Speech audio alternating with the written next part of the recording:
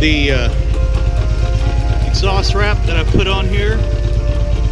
Let me turn this off. Okay, the exhaust wrap that I put on here is really not helping keep the temperatures down on my leg or my ankle.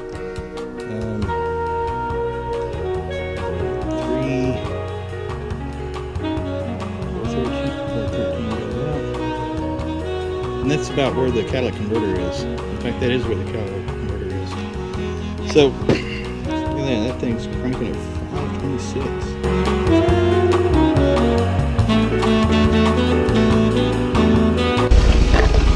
Okay, so I've swapped out the mufflers with stock mufflers. Did a little bit of touching up to make them match the heat shields.